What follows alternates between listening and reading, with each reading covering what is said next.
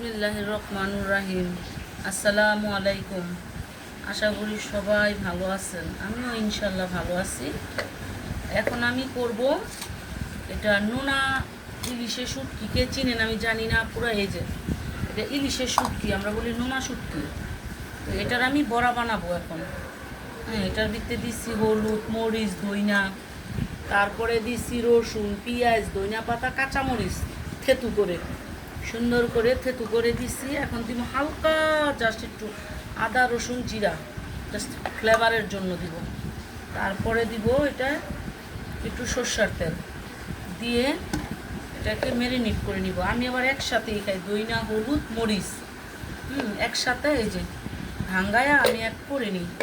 নিয়ে তারপরে এটাকে আমি সুন্দরভাবে ম্যারিনেট করব। এই যেভাবে করে অবশ্য রেসিপিটা আমি দিব আপনাদেরকে। এই দেখেন, ঠিক এইভাবে এরকম করে নিতে হবে মশলাটা। এখন আমি এটা আপুরো আপনারা চিনেন কিনা জানি না, এটা হলো দুধ কচুর পাতা, গ্রামে হয়।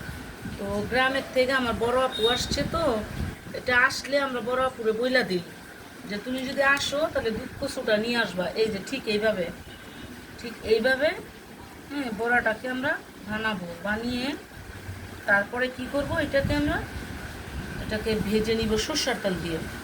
এই তারপরে এটা গরম ভাত দিয়ে আপুরা তোমরা খেয়ে দেখো। এই দেখো কি সুন্দর করে এটা নিয়েছি। এই যে এইভাবে নিতে হয়। এইভাবে আগে প্রথম জাস্ট ঠিক এইভাবে বিছায় নিতে হয় মশলাটা।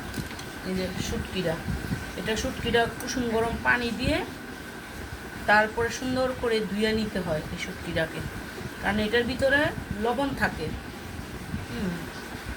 ধুয়ে নিলে কি হয়, লবণটা লাগে না। যে যেমন ঝাল পছন্দ করে ঠিক তেমনভাবেই ঝাল খায়, তো আমরা একটু ঝালই পছন্দ করি। এই যে ঠিক এইভাবে